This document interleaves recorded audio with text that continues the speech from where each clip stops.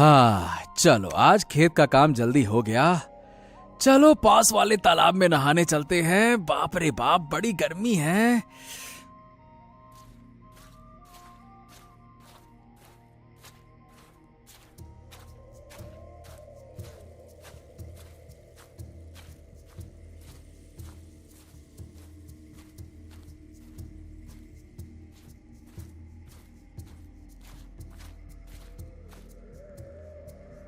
हैं?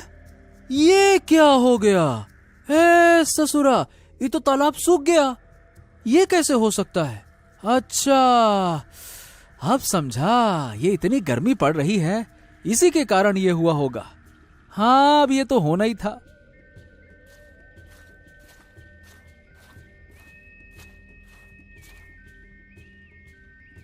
मुकेश भाई, ये यहाँ सूखे तालाब के पास क्या कर रहे हो? अरे भाई, ये तालाब कब सूख गया? मैं तो इसमें नहाने आया था। अरे भाई, 2 दिन की आग में ही ये तालाब सूख चुका है।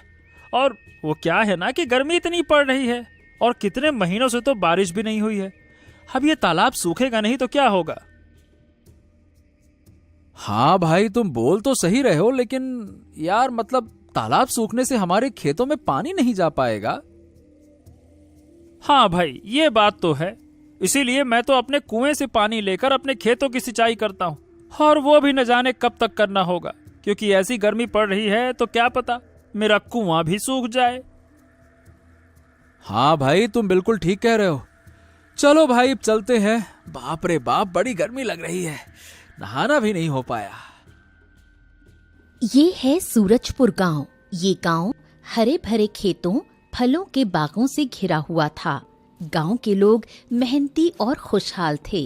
वो सुबह से शाम तक अपने खेतों में काम करते और अपनी फसलों को उगाते थे। गांव में एक राजा राज करते थे, जिनका नाम सूर्यसेन था। राजा सूर्यसेन दयालु और अपनी प्रजा का बहुत ध्यान रखते थे। उनका एक चतुर और अनुभवी मंत्री था, जिसका नाम बुद्धि सागर था। महाराज, आपके आदेशानुसार मैंने बादलपुर गांव के राजा को पानी और अनाज की भारी कमी की समस्या के ऊपर जानकारी भिजवा दी है। अब बस उनके जवाब का इंतजार रहेगा।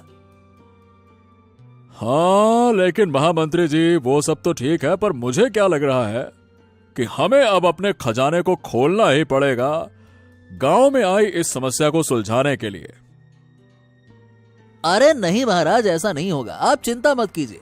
बस एक बार बादलपुर के राजा का जवाब आ जाए तो हमारी मदद जरूर करेंगे वो। इस साल सूरजपुर पर एक बड़ी मुसीबत आ पड़ी थी। गर्मी अपने चरम पर थी। आसमान से आग बरस रही थी और धरती तप रही थी। महीनों से बारिश की एक बूंद भी नहीं गिरी थी। गांव के कुएं और तालाब सूख गए थे। नदियां भी सिकुड़कर पतली धारा बन गई थीं। मुकेश नाम का एक किसान भी इसी गांव में अपनी पत्नी गंगा के साथ रहता था। मुकेश एक परिश्रमी और ईमानदार व्यक्ति था। वो सुबह सूरज निकलने से पहले ही अपने खेत में चला जाता और देर शाम तक काम करता। उसकी पत्नी गंगा भी घर और खेत के कामों में उसका पूरा साथ देती थी। देखो मुकेश, अब कुएं में थोड़ा सा ही पानी बचा है। ये भी कब तक चलेगा? हाँ, क्या कहें गंगा, ऐसा लगता है कि धरती माता हमसे रूठ गई है। अरे हमारी सारी मेहनत मिट्टी में मिल गई। लेकिन मुकेश, गांव के और भी किसानों का यही हाल है। सब परेशान हैं। बच्चे प्यास से रो रहे हैं और जानवर बेहाल हैं। हाँ, अब क्या कहें गंगा, हमें तो कुछ समझ ही नहीं आ रहा। मैं तो मेहनत करने के लिए तैयार हूं, लेकिन ये गर्मी देखिए, बिना बारिश के गर्मी, बाप रे बाप, सहन ही नहीं होती। क्या होगा भगवान।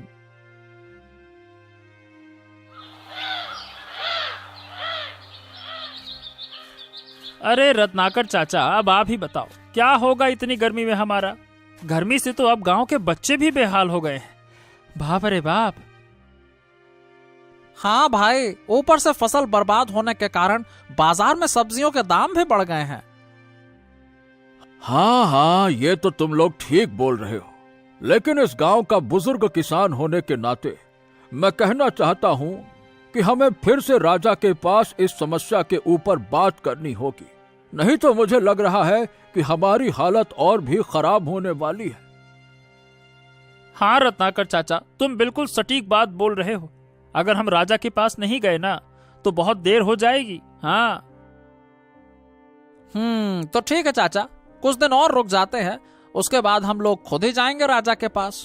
क्यों, ठीक है ना? धीरे धीरे गांव के किसानों की हालत और खराब होती गई। गर्मी और सूखे के कारण कई लोग बीमार पड़ने लगे, पशु मरने लगे और खेतों में दरारें पड़ने लगी। गांव में मातम का माहौल छा गया। एक दिन गांव के कुछ बुजुर्ग और कुछ किसान के साथ साथ मुकेश भी राजा सूर्यसेन के पास अपनी परेशानी लेकर गए। वो राजा के दरबार में हाथ जोड़कर खड़े हो गए। महाराज, इस साल हमारे गांव पर प्रकृति का कहर टूटा है। बारिश न होने से सब कुछ सूख गया है। हमारे खेत बंजर हो गए हैं और हमारे पास पीने के लिए भी पानी नहीं बचा है। लोग और जानवर मर रहे हैं। हमारी आपसे प्रार्थना है महाराज, हमारी मदद कीजिए। हाँ, मैं आप लोगों की समस्या समझ सकता हूँ, इसीलिए मैंने आप लोगों के बोलने से पहले ही बहुत सारे प्रयास किए हैं, लेकिन अभी तक मुझे भी इस प्राकृतिक समस्या से निपटने का उपाय नहीं मिला। लेकिन आप लोग चिंता मत करिए, मैं जल्द ही कुछ न कुछ करूंगा। लेकिन महाराज, अगर हमें कहीं से भी थोड़ा बहुत भी पानी मिल जाता तो कुछ दिनों के लिए राहत मिल जाती, क्योंकि गांव के किसान सबसे ज्यादा पानी की समस्या से परेशान है महाराज। हाँ। ये सब सुनने के बाद राजा अपने महामंत्री की तरफ देख बोलते हैं। मंत्री जी, आप देख रहे हैं ना कि हमारे गांव में कितना बड़ा संकट आया है। मेरी प्रजा पानी की एक एक बूंद के लिए तरस रही है। अब हमें कुछ करना होगा, कोई ऐसा उपाय ढूंढना होगा जिससे इस सूखे की समस्या को हल किया जा सके। महाराज, बहुत खोजने के बाद मुझे एक बात पता चली है। इस गांव के बाहरी इलाके में पहाड़ों के पीछे एक रहस्यमयी पहर है। वहां पर कई सिद्ध और ज्ञानी ऋषि मुनि तपस्या करते हैं। शायद उनमें से किसी के पास कोई ऐसा उपाय हो जिससे हमें इस संकट से मुक्ति मिल सके। क्या बात कर रहे हो, सच में? हो, तो फिर हमें तुरंत वहां किसी को भेजना चाहिए। सुनिए, तो जो भी जंगल से होते हुए उस पहाड़ में जाकर किसी ऋषि मुनि से बात करके गांव के लिए पानी लाने का कोई उपाय या कोई जादुई वस्तु लेकर आएगा, मैं उसे बहुत सारा धन और सम्मान दूंगा। लेकिन महाराज, वहां जाना इतना भी आसान नहीं है, क्योंकि उस पहाड़ का रास्ता बहुत कठिनाइयों से भरा हुआ है। जंगल के रास्ते से होकर जाना होता है और वहां खतरनाक खतरनाक जंगली जानवर होते हैं महाराज। हाँ, ये बात आपकी ठीक है। अब हमारे पास इसके अलावा कोई उपाय भी तो नहीं है मंत्री जी, इसीलिए हमें गांव के सबसे बहादुर और निडर व्यक्ति की जरूरत है जो उस पहाड़ पर ऋषि मुनि से बात करे।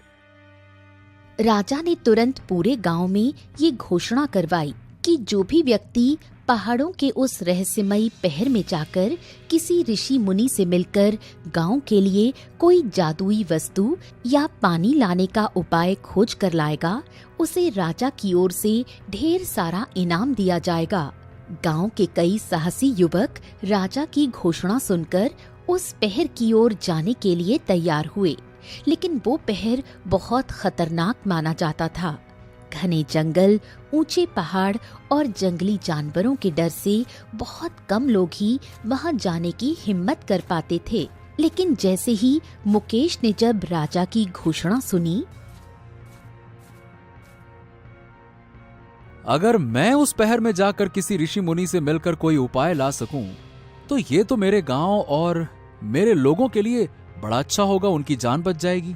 हाँ ठीक है, चलो मैं चलता हूं उन महान ऋषि मुनि से मिलने। तभी मुकेश अपनी पत्नी गंगा को सारा कुछ बताने पहुंच जाता है। गंगा, मैंने राजा की घोषणा सुनी है। मैं उस पहर में जाकर किसी ऋषि मुनि से मिलने और गांव के पानी का कोई उपाय ढूंढने का सोच रहा हूं। क्या तुम ये क्या कह रहे हो? वो पहर बहुत खतरनाक है। वहां जंगली जानवर और अनजान खतरे हैं। मैं तुम्हें अकेले वहां नहीं जाने दूंगी।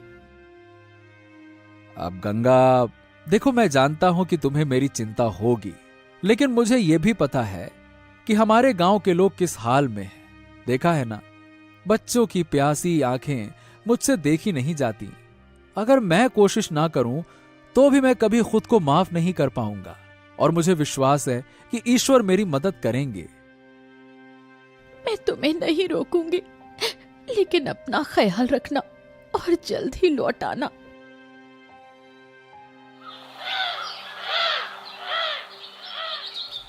अगले दिन सुबह मुकेश ने अपनी पत्नी से विदा ली और उस रहस्यमयी पहर की ओर निकल पड़ा। उसका मन गांव के लोगों की चिंता और एक उम्मीद की किरण से भरा हुआ था। कुछ देर चलने के बाद मुकेश अपनी मंजिल की सबसे खतरनाक जगह पर पहुंचा, जो ये जंगल था। अरे बाप रे बाप, ये जंगल तो बहुत घना है और न जाने कौन कौन से जानवर यहाँ रहते होंगे। लेकिन मुझे यहाँ बहुत सावधानी बरतनी होगी, क्योंकि किसी भी वक्त कोई भी जंगली जानवर मेरे ऊपर हमला कर सकता है।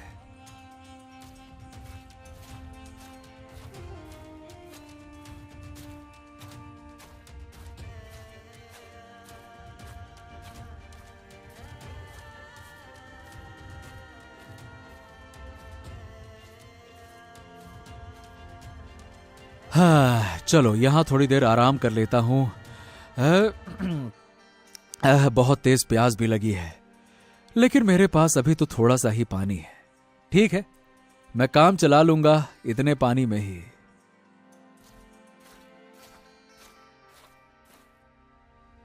मुकेश जब जंगल के बीचों बीच था, जैसे ही मुकेश एक पेड़ के नीचे आराम करने बैठा, तभी उसके पास एक खरगोश आया।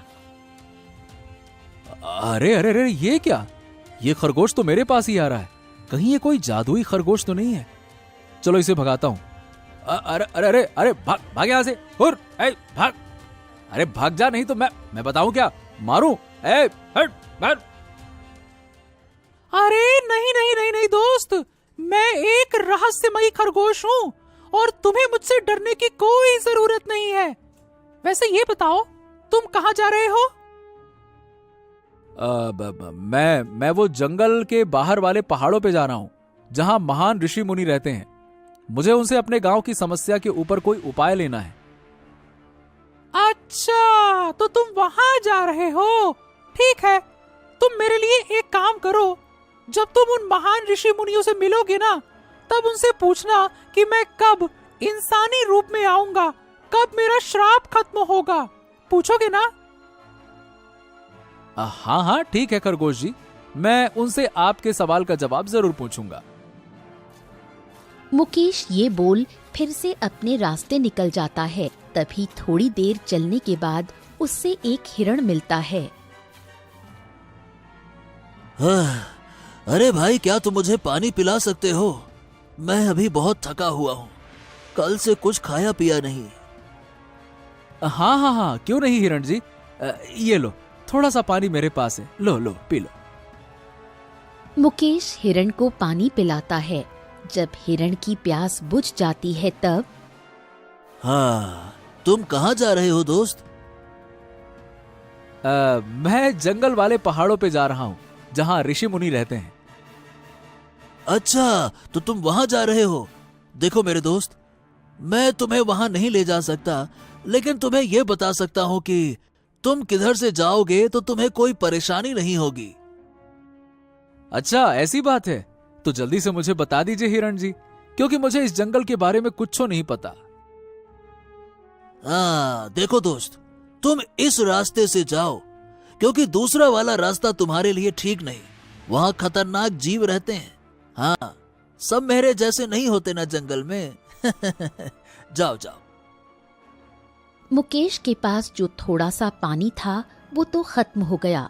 लेकिन बदले में उसे पहाड़ों तक पहुंचने का सही रास्ता मिल गया था और अब मुकेश थोड़ा खुश होकर जल्दी जल्दी वहां जाने लगा। थोड़ी ही दूर जाने के बाद उसे एक बुढ़िया मिली जो जंगल में ही एक छोटी सी कुटिया के पास बैठी थी।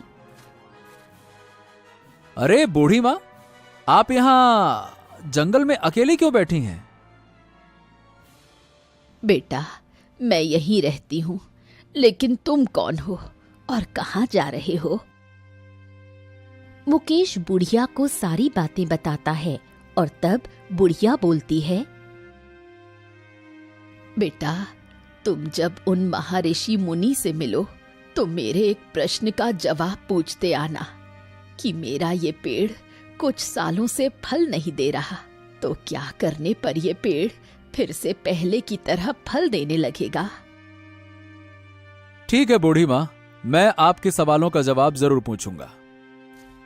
ये बोल अब मुकेश फिर अपनी मंजिल की तरफ निकल जाता है और अब कई मुश्किलों का सामना करके जंगली जानवरों की दहाड़ सुनकर डरते हुए अंत में वो उस पहर में पहुंचा जहां ऋषि मुनियों के आश्रम बने हुए थे। उसने एक शांत और पवित्र स्थान देखा जहां एक वृद्ध ऋषि अपनी कुटिया के बाहर बैठे ध्यान कर रहे थे। मुकेश धीरे धीरे उनके पास गया और उन्हें प्रणाम किया। हे महान ऋषि, मैं सूरजपुर गांव से आया हूं। हमारे गांव पर सूखे का बहुत बड़ा संकट आया है। लोग और जानवर प्यास से मर रहे हैं। कृपया हमारी मदद करें। क्या आपके पास कोई ऐसा उपाय है जिससे हमारे गांव को पानी मिल सके? ऋषि ने अपनी आंखें खोली और मुकेश की ओर देखा। उनकी आंखें शांत और करुणामयी थीं। उन्होंने मुकेश की दुख भरी कहानी सुनी और कुछ देर तक विचार किया। हे वत्स, मैं तुम्हारी पीड़ा समझ सकता हूं। प्रकृति का प्रकोप कभी कभी ऐसा ही होता है, लेकिन तुम एक साहसी और बहादुर व्यक्ति हो, इसीलिए मैं तुम्हें एक जादुई मटका दूंगा। इस मटके में हमेशा पानी भरा रहेगा। तुम इसे अपने गांव ले जाओ और इसका पानी सभी लोगों और जानवरों को पिलाओ। लेकिन याद रखना, इस मटके का पानी कभी भी व्यर्थ नहीं करना। ऋषि ने अपनी कुटिया के अंदर से एक छोटा सा मिट्टी का मटका निकाला। वो देखने में साधारण लग रहा था, लेकिन उसमें एक अद्भुत शक्ति छिपी हुई थी। ऋषि ने वो मटका मुकेश को दिया। हे महान ऋषि, आपका बहुत बहुत धन्यवाद। आपने हमारे गांव पर बहुत बड़ा उपकार किया। लेकिन मुझे आपसे 2 सवालों का जवाब चाहिए। पहला ये कि जो रास्ते में मुझे एक खरगोश मिला था, उसका श्राप कब खत्म होगा और कब वो इंसानी रूप में वापस आएगा? और दूसरा, मुझे बूढ़ी माँ मिली थी, उनका वो पेड़ कब उन्हें फल देना चालू करेगा? बिल्कुल बालक, देखो, तुम उस खरगोश से बोलना कि जब उसे कोई लोभ रहित व्यक्ति स्पर्श करेगा तब वो अपने इंसानी रूप में वापस आएगा। और वो बूढ़ी जब अपने पेड़ से फल की चिंता ना करते हुए उसे रोज मन से पानी देगी और उसकी देखभाल करेगी, तब उसका वो पेड़ खुद ब खुद फल देने लगेगा। मुकेश ने ऋषि से सारे प्रश्नों के जवाब लिए, उन्हें बार बार प्रणाम किया और उस जादुई मटके को लेकर खुशी खुशी अपने गांव की ओर रवाना हुआ। थोड़ी देर बाद जब वो जंगल में आया तो उसे वही बुढ़िया मिली। बेटा, क्या तुम मेरे प्रश्न का जवाब ले आए? हाँ बूढ़ी माँ, मैंने महान ऋषि से आपके बारे में पूछा तो उन्होंने कहा कि आपको अपने पेड़ से फल की चिंता ना करते हुए उसे रोज पानी और उसकी देखभाल करनी है। ये पेड़ आपको एक दिन जरूर फल देगा। बस यही कहा उन्होंने। ये सुन बुढ़िया खुश हो गई और मुकेश अपने मटके के साथ गांव की तरफ चला गया। जैसे ही वो गांव पहुंचने वाला था, वहां उसे वो खरगोश मिला। दोस्त, क्या तुम मेरे सवाल का जवाब ले आए? हाँ दोस्त, महान ऋषि ने बोला है कि जब तुम्हें कोई लोभ रहित व्यक्ति स्पर्श करेगा ना, तो तुम खुद ब खुद इंसानी रूप में आ जाओगे। अच्छा, तो दोस्त तुम ही एक बार मुझे स्पर्श करो ना, मैंने तुम जैसा व्यक्ति आज तक नहीं देखा। हाँ। तभी मुकेश उस खरगोश को छूता है। मुकेश के छूते ही वो खरगोश एक इंसानी रूप में आ जाता है। ये व्यक्ति मुकेश को धन्यवाद बोल वहाँ से चला जाता है और मुकेश भी अपने गांव की तरफ निकल जाता है। बहुत मुश्किल सफर के बाद मुकेश आखिरकार अपने गांव सूरजपुर वापस पहुंचा। गांव के लोग उसे देखकर बहुत खुश हुए। वो बेसब्री से ये जानने के लिए उत्सुक थे कि वो क्या लेकर आया है। अरे मुकेश भाई, ये बताओ, क्या तुम्हें सूखे से बचने का कोई उपाय मिला? क्या वहाँ वो महान ऋषि मुनियों ने कुछ उपाय बताया? हाँ, मैंने उन महान ऋषि मुनियों से बात की और उन्होंने मुझे ये जादुई मटका दिया और कहा कि इस मटके के पानी को कभी भी व्यर्थ मत करना, इस मटके से पानी कभी खत्म नहीं होगा। मुकेश की बातों पर लोगों को विश्वास नहीं हो रहा था। एक छोटा सा मिट्टी का मटका कैसे पूरे गांव की प्यास बुझा सकता है। मुकेश ने मटके का ढक्कन खोला और उसमें से पानी निकला। सभी आश्चर्यचकित रह गए जब उन्होंने देखा कि मटके में पानी खत्म ही नहीं हो रहा था। वो जितना पानी निकालता, मटका उतना ही पानी से भरा रहता। अरे वाह भैया वाह, ये तो सच में जादुई मटका निकला। वाह वाह वाह वाह मुकेश, तुमने तो कमाल कर दिया भैया, कमाल कर दिया। गांव के लोगों की खुशी का ठिकाना नहीं रहा। उन्होंने मुकेश का धन्यवाद किया और उस जादुई मटके से पानी लेकर अपनी प्यास बुझाई। सूखे खेतों में फिर से हरियाली लौटने लगी। कुएं और तालाब फिर से पानी से भर गए। जब राजा सूर्यसेन को इस जादुई मटके के बारे में पता चला तो वो भी बहुत प्रसन्न हुए। उन्होंने मुकेश को दरबार में बुलाया और उसका भव्य स्वागत किया। मुकेश, तुमने वाकई में एक अद्भुत काम किया है। तुमने अपनी हिम्मत और चतुराई से हमारे गांव को सूखे के संकट से बचाया है। हम तुम्हें तुम्हारा इनाम अवश्य देंगे। राजा ने मुकेश को ढेर सारा धन, जमीन और सम्मान दिया। पूरे गांव में मुकेश की बहादुरी और बुद्धिमानी की चर्चा होने लगी। जादुई मटके के कारण सूरजपुर गांव फिर से खुशहाल हो गया। लोगों के चेहरे पर मुस्कान लौट आई। मुकेश और गंगा भी सुख और शांति से रहने लगे। वो हमेशा उस ऋषि मुनि के आभारी रहे जिन्होंने उनकी मदद की थी। लेकिन ऋषि की बात मुकेश और गांव के लोगों को हमेशा याद रही कि उस जादुई मटके के पानी को कभी भी व्यर्थ नहीं करना है। उन्होंने हमेशा उस पानी का सावधानी से उपयोग किया और कभी भी उसे बर्बाद नहीं किया। राजा अभिराज की पत्नी का नाम रूपमती था, जो अत्यंत सुंदर और बुद्धिमान थी। उनके पास एक अद्भुत तोता था जो मनुष्य की भाषा बोलने और समझने में सक्षम था। रानी, मुझे लगता है कि तुम्हें महाराज को अपने हाथों से भोजन बनाकर खिलाना चाहिए, और यदि खाना कोई और बनाए तो उसकी जांच अवश्य होनी चाहिए। लेकिन तुम ऐसा क्यों बोल रहे हो? क्योंकि मुझे इस महल में कहीं न कहीं षड्यंत्र की बू आ रही है। ऐसा लगता है कि यहाँ पे कुछ गलत हो रहा है और कोई न कोई हमारी नजरों से छुपकर हमारे खिलाफ साजिशें रच रहा है। मुझे डर है कि अगर हम सावधान नहीं रहे तो हमें इसका भारी खामियाजा भुगतना पड़ सकता है। तुम सही कह रहे हो, किंतु महाराज मेरी इस बात से सहमत नहीं होंगे। मुझे किसी न किसी तरीके से उन्हें मनाना होगा। तभी राजा अभिराज कक्ष में प्रवेश करते हैं। स्वामी, मैं एक महात्मा जी के पास गई थी। उन्होंने मुझे एक व्रत रखने को कहा है। इसमें मुझे स्वयं भोजन बनाना होगा और आपको मेरे ही हाथों से बना हुआ भोजन खाना होगा। क्या स्वामी जी ने ऐसा कहा तुम्हें? लेकिन रानी, क्या तुम जीवन भर स्वयं ही मेरे लिए भोजन बनाओगी? नहीं स्वामी, ये व्रत केवल 3 महीनों का ही है। यदि बीच में टूट गया तो मुझे फिर से 3 महीने तक यही व्रत दोबारा करना होगा। नहीं नहीं रूपमती, ठीक। अगर तुमने ऐसा कोई व्रत लिया है तो अवश्य ही मैं भी उसका भागीदार बनूंगा।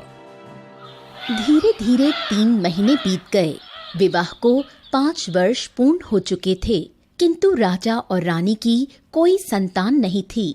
महाराज उदास होकर मंत्री जी के पास चले गए।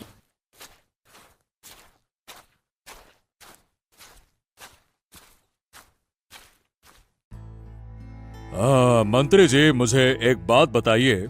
आप तो जानते ही हैं कि हमारी अभी तक कोई संतान नहीं है। हम चाहते हैं कि इस नगर के बड़े से बड़े वैद्य को बुलाकर रानी के लिए संतान प्राप्ति की औषधि बनवाई जाए। महाराज, ये तो सच है कि हमारे नगर में कई सारे प्रसिद्ध वैद्य हैं, लेकिन क्या आपको नहीं लगता महाराज कि हमें थोड़ी और सोच विचार कर करना चाहिए? नहीं तो नगर के बाहर एक ऐसा वैद्य है महाराज, जो न केवल अपनी कला में निपुण है, बल्कि उसकी औषधियां भी बहुत प्रभावशाली मानी जाती हैं महाराज। किंतु वो नगर से बहुत दूर एक कुटिया में रहते हैं, और हाँ, वो अब काफी बूढ़े हो चुके हैं, तो वो यहाँ नहीं आ सकते।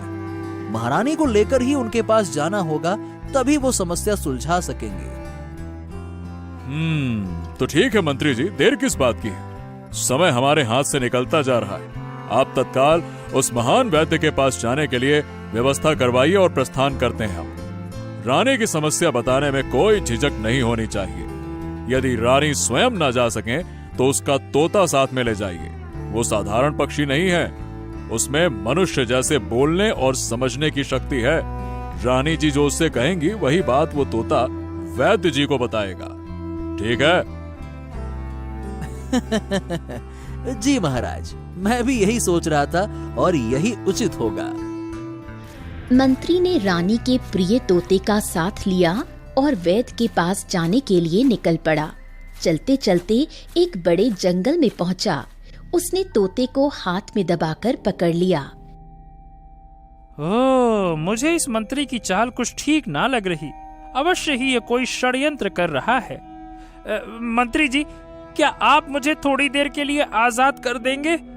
क्या है कि मुझे जंगल के फल खाने की बहुत इच्छा है। मैंने बहुत दिनों से जंगल के फल नहीं खाए हैं।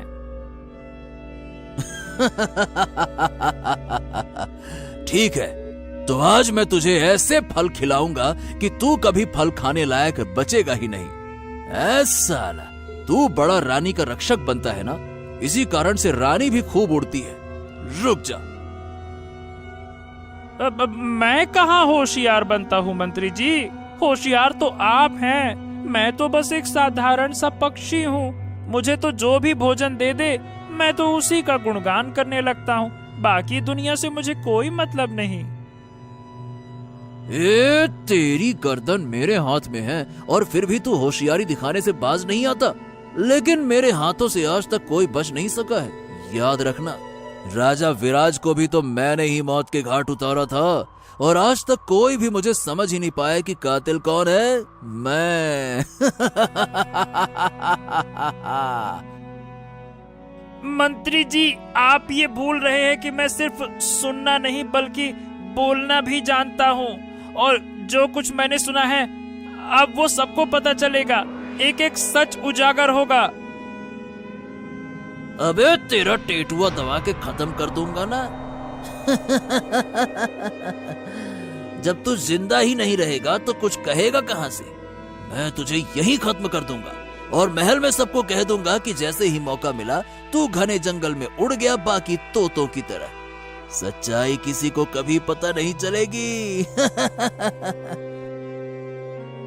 अरे मंत्री जी, इस नगर का राजा जिंदा रहे या मर जाए, वो राजा रहे या आप बन जाए, मुझे क्या?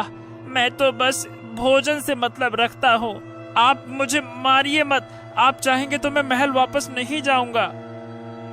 अच्छा, चल ठीक है, अब तू इतना कहता है तो मैं तुझे छोड़ देता हूँ, ताकि तू मुझे राजा बनते हुए देख सके। लेकिन मैं तेरे पंख जरूर काट दूंगा ताकि तू उड़ ना सके। रुक जा। ये कहते ही मंत्री ने अपनी म्यान से तलवार निकाली और तोते के दोनों पंख काट दिए और उसे झाड़ियों में फेंक दिया। झाड़ियों के पीछे ही एक लड़का राजू पेड़ के नीचे बैठा था, जो मंत्री और तोते की सारी बातें सुन रहा था। अरे ये तोता तो बिल्कुल मनुष्य की तरह बोलता है। और बाप रे, ये व्यक्ति कितना निर्दयी है जिसने इस बेचारे के दोनों पंख काट दिए। बाप रे बाप।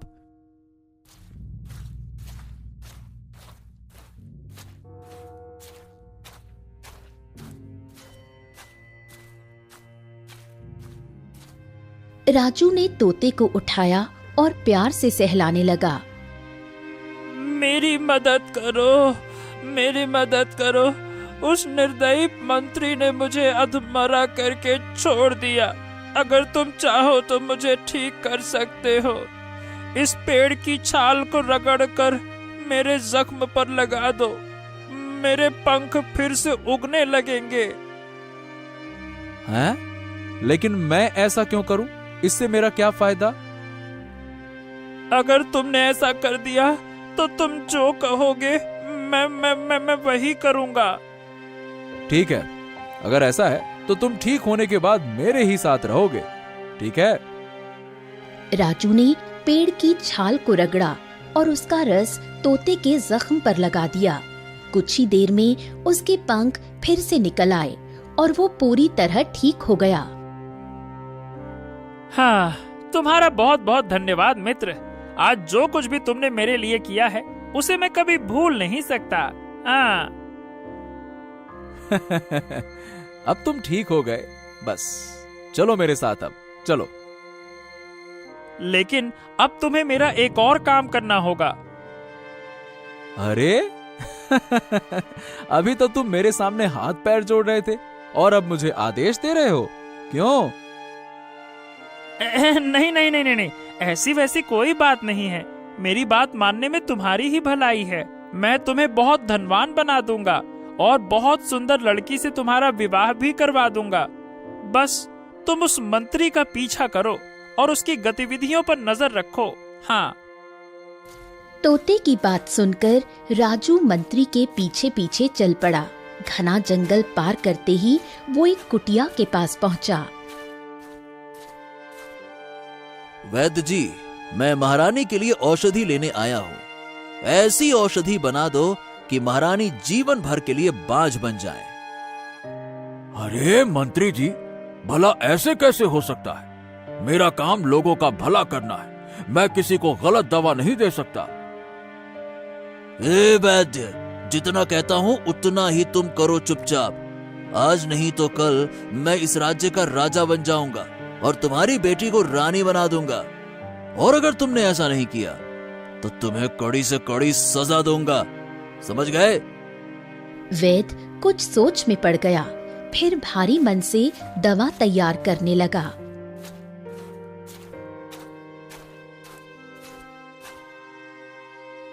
ये लीजिए मंत्री जी, ये रही वो औषधि। आपको हर सप्ताह इसे लेने आना होगा। 5 महीनों तक निरंतर सेवन के बाद महारानी की कोख सदा के लिए सूनी हो जाएगी। फिर वो चाहकर भी कभी मां नहीं बन पाएंगी। मंत्री ने वैद्य से वो दवा ली और उसे 100 स्वर्ण मुद्राएं देकर वहां से चला गया।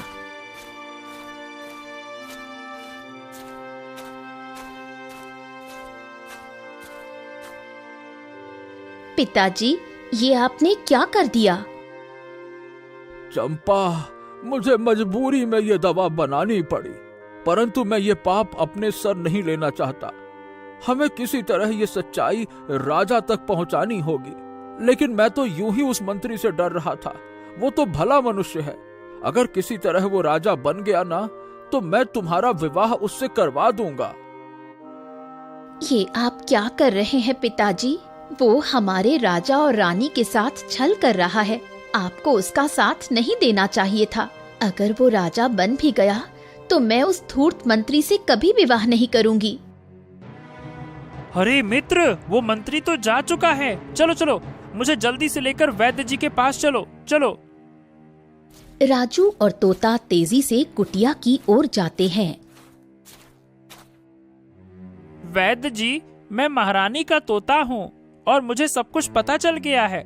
आपने जो औषधि दी है वो कोई साधारण औषधि नहीं, वो एक गुनाह है, गुनाह। मैं महाराज से सब कुछ कह दूंगा और यकीन मानिए फिर वो आपको फांसी पर लटका देंगे। आपको कोई नहीं बचा पाएगा। अरे ये कैसा तोता है जो बोलता है? और ये लड़का तुम दोनों यहाँ तक कैसे पहुँच आए?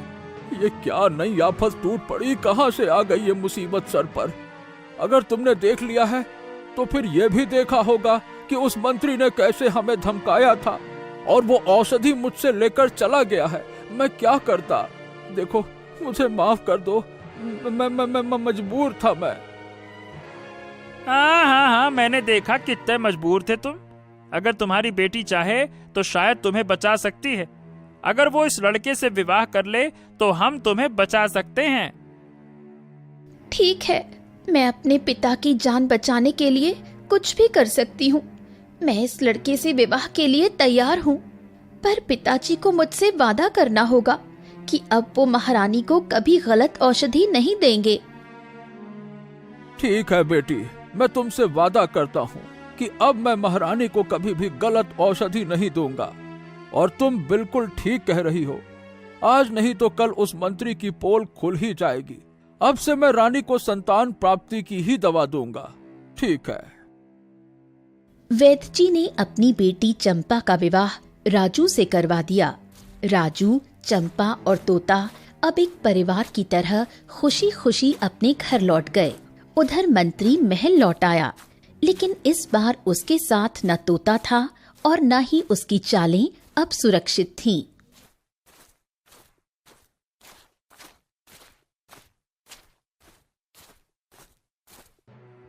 महाराज की जय हो, महाराज की जय हो। महाराज, आपकी आज्ञा के अनुसार मैं औषधि लेकर आया हूँ, जैसा आपने आदेश दिया था। ये रही औषधि। औषधि तो तुम ले आए हो मंत्री जी, किंतु मेरा तोता कहाँ है?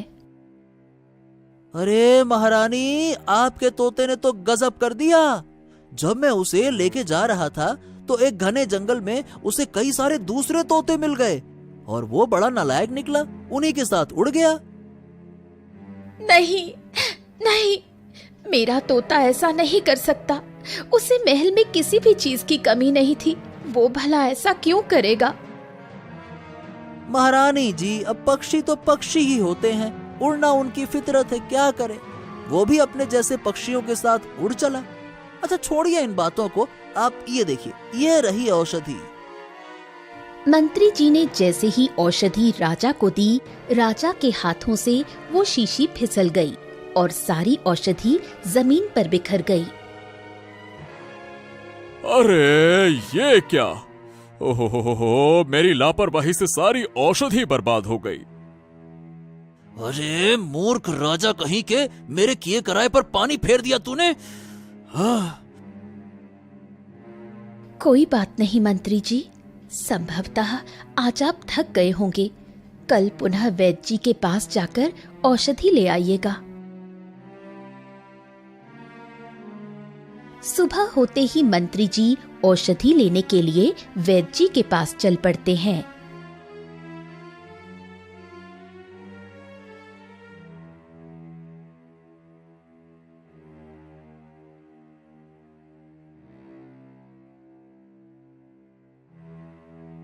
वैद्य जी, कल की औषधि महाराज के हाथों से बर्बाद हो गई, मुझे पुनः वही औषधि बनाकर दो। हाँ, चलो अच्छा हुआ, मैं एक पाप करने से बच गया। ठीक है, कोई बात नहीं मंत्री जी, मैं आपको फिर से औषधि बनाकर देता हूँ। वैद्य ने महारानी की संतान प्राप्ति की असली औषधि बनाकर मंत्री को दे दी। ये लीजिए मंत्री जी, ये पूरे 5 माह की औषधि है। अब आपको यहाँ पे बार बार आने की आवश्यकता नहीं होगी। मंत्री वो औषधि लेकर महल की ओर निकल गया। महल लौटते ही औषधि महारानी को सौंप दी। रानी ने पूरे नियम से उस औषधि का सेवन किया। धीरे धीरे समय बीतता गया और एक शुभ दिन आया। महारानी ने एक स्वस्थ पुत्र को जन्म दिया। पूरा महल खुशियों से भर गया था, किंतु एक कोना ऐसा भी था जहां मंत्री के चेहरे पर 12 बजे थे। मंत्री तुरंत वैद्य जी से मिलने चला गया।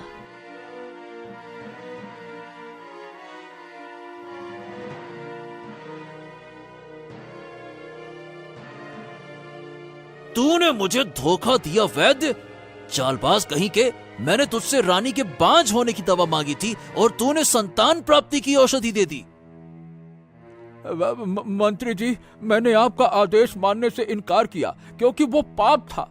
अब आप जो भी सजा देना चाहें बेहिचक आप दे दीजिए, मैं तैयार हूँ।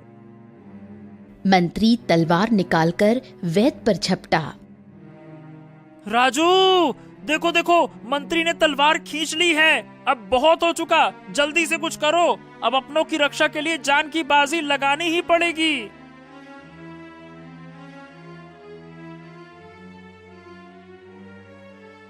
राजू पीछे से डंडे से मंत्री पर वार करता है। मंत्री गिर जाता है। अरे अरे, ये किसने मारा मुझे?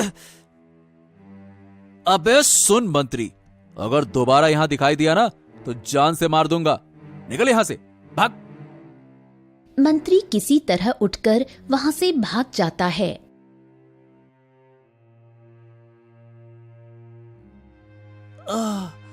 महाराज, मैं वैद्य को स्वर्ण मुद्राएं देने ही जा रहा था कि एक लुटेरा रास्ते में मिल गया। उसने मुझसे स्वर्ण मुद्राओं की थैली छीन ली और देखिए, मुझे पूरी तरह से पीटा भी है। अरे रे! क्या? ये क्या बात कर रहे हो? किसी ने तुम्हारे साथ ऐसा दुस्साहस किया? सैनिकों, जाओ और उस लुटेरे को पकड़कर मेरे सामने लेकर आओ।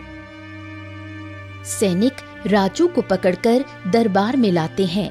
उधर तोता राजू को जंगल में सब जगह खोजता है। क्या तुम ही वो लुटेरे हो जिसने मेरे मंत्री से स्वर्ण मुद्राएं छीन ली?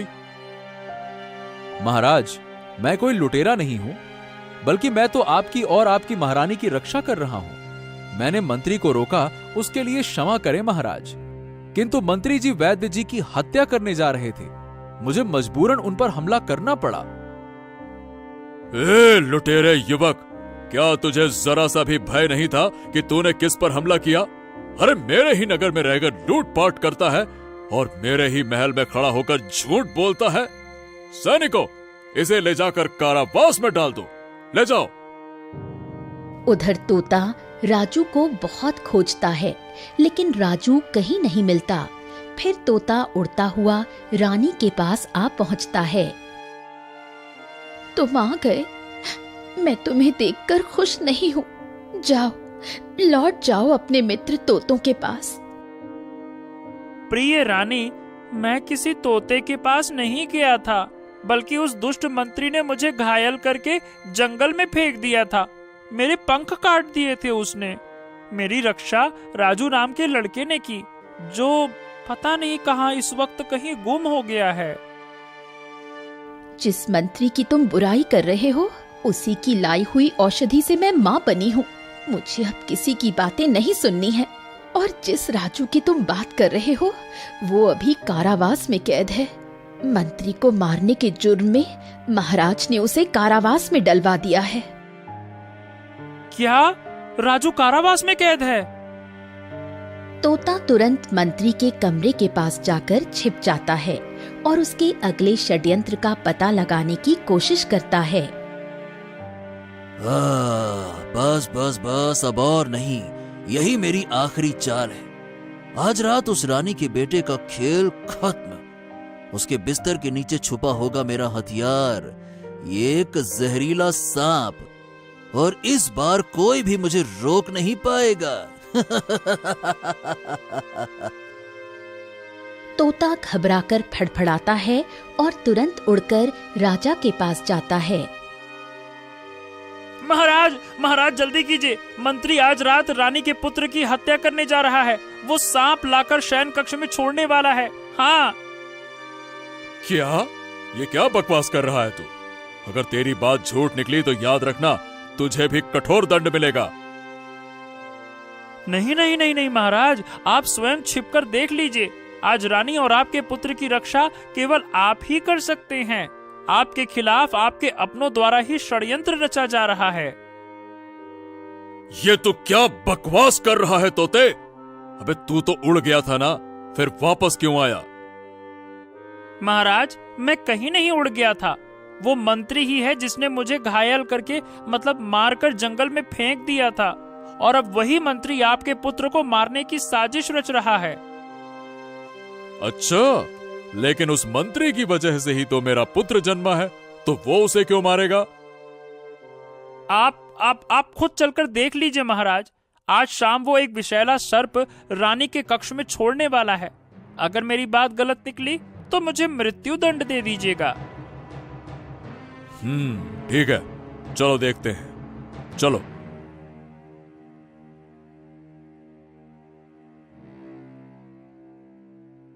राजा छिपकर देखता है। पलंग के नीचे एक विषैला सर्प फुफकारता है। मंत्री खिड़की से भागने की कोशिश करता है। सैनिकों, सांप सांप सांप, जल्दी से उस सांप को बाहर फेंको और इस दुष्ट मंत्री को बंदी बना लो, जल्दी। सैनिक सर्प को पकड़ते हैं और कमरे से बाहर फेंक देते हैं। उधर मंत्री को पकड़ लिया जाता है। महाराज, मैंने जो कहा वो सत्य निकला। मंत्री उस वैद्य को मारने गया था क्योंकि उसने रानी को संतान प्राप्ति की औषधि दे दी थी, जबकि मंत्री महारानी को बांझ बनाना चाहता था। राजू ने ही उस वैद्य की रक्षा की थी, इसीलिए राजू पर झूठा आरोप लगा दिया उसने और उसे कारावास में डलवा दिया।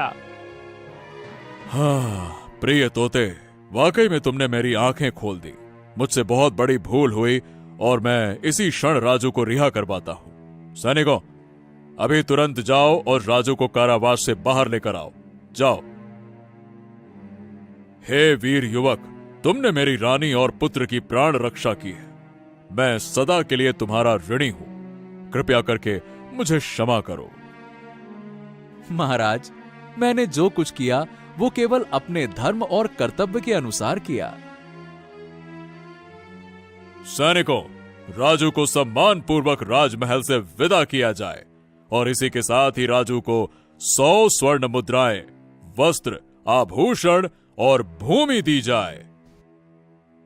राजू अपने घर लौटता है। तोता रानी और नन्हे राजकुमार की सेवा में लग जाता है। राज्य में अब सुख शांति और न्याय का वातावरण था।